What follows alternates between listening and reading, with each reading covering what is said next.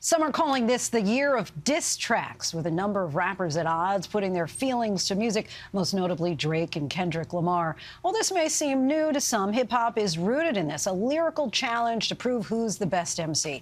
It started out with rap battles in the parts of New York City, with a teenage girl emerging as its first big star. Our Mike Muse has more on the art of the diss. I got a man, huh? Oh yeah, you mad, yeah. That I be doing these things, leaving the man shot. Let me get a year. We out here, yeah. From block parties to arenas. It's lit right now. You know what I mean? This is history in the making. And since we got a battle rapper here on stage, Hip-hop is a soundtrack to our lives, and sometimes the mood is raucous. What is going on tonight?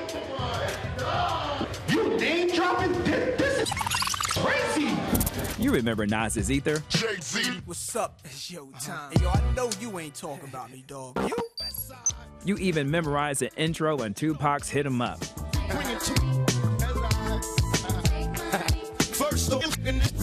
Yeah, we'll stop it there.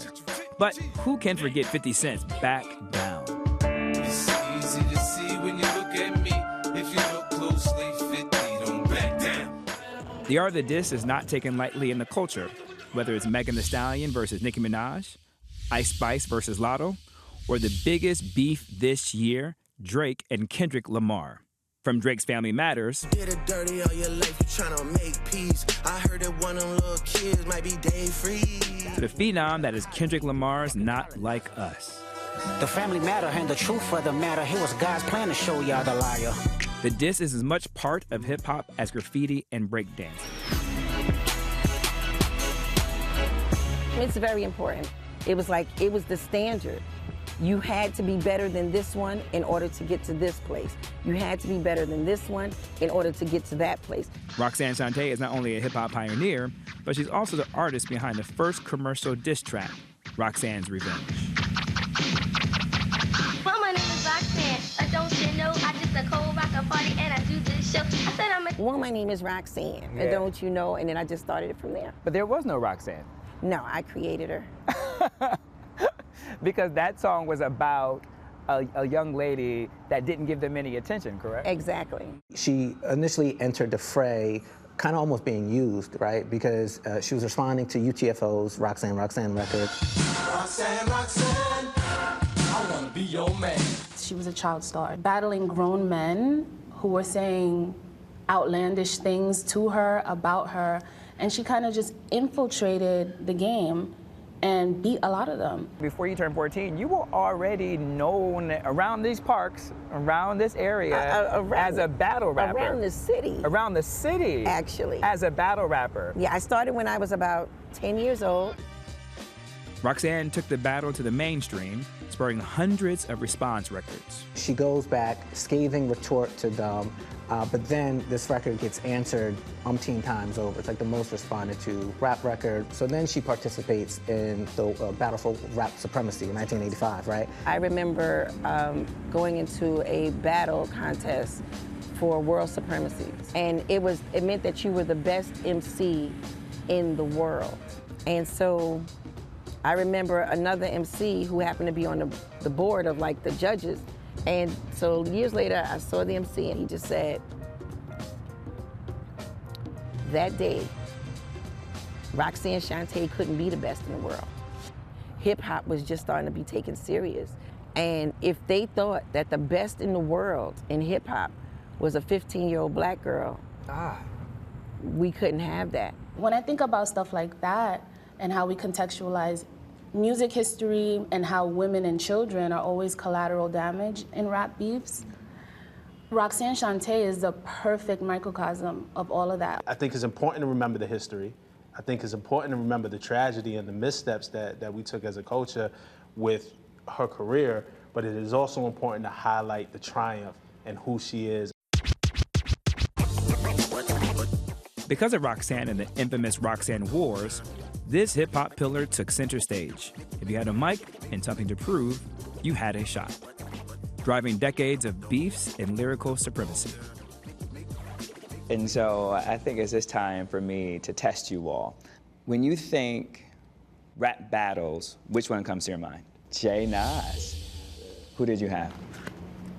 Jay and Nas and Foxy versus Queen Latifah. All right, right here. Jay-Z versus Nas. You know, why it came top of mind to me, I think it's a generational thing. I think when Jay and Nas went at it, just for my generation and for what it did, it was the battle of all rap battles. I think this Kendrick-Drake battle will end up that. Drake and Kendrick have been trading bars at each other for the better part of a decade, mostly subliminal, but this year the beef got direct. Battling is just a part of our art form. It came back around with Kendrick and Drake. What song stands out to you, and why is that song such a defining song in terms of the construct of it? I would say Euphoria.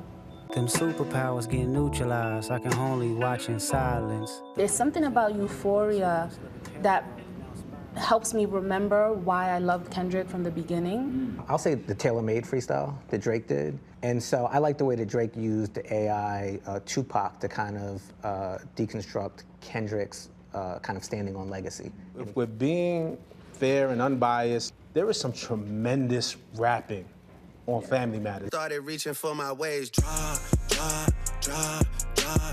a 50 bag. Rob, same question for you. What song stands out to you? I think Not Like Us. I think it has to be Not Like Us. A record so big, in fact, Kendrick Lamar played it 6 times in a row at his pop-out show in Los Angeles. Are you my friend? Are we? It's the hit record. It's the one that everybody's going to remember. Drake and Kendrick proved that they're built for battle. They didn't necessarily come from the school of Roxanne Shante, but there was still this whole era in the late 2000s or early 2010s where battle rap had a resurgence with Smack DVD, Smack URL. So there was this whole generation of young people who were really, really invested in that pure form of battle rap. In the early 2000s, before the internet really took off, people turned to a DVD magazine known as Smack DVD for all their hip-hop content, including uncensored interviews with their favorite rappers, but most importantly, battles.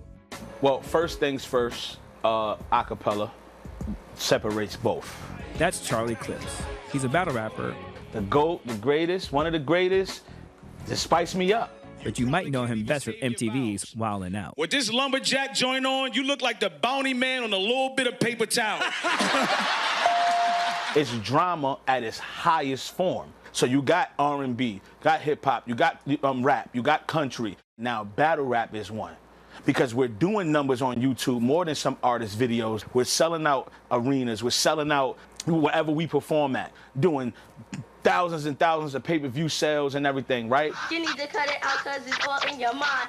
Battle rap has come a long way from Roxanne's day, breaking off into its own art form and a new subculture. Battle rap being its own industry is something I gotta give her credit for. Shout out to the folks in the park. Shout out to us that battled on the corners, in the projects, the staircases, barbershops, clothing stores, DVD stores. Whether it's over a beat or a cappella, this competitive thread is part of hip-hop history, its present, and most likely, its future. You know, the whole battle rap culture is something that will never go away. The spirit of competition will be alive, be it in the streets or things like Smack DVD. And I think that will be a signifier of being a true hip-hop artist as time goes on. Our thanks to Mike Muse.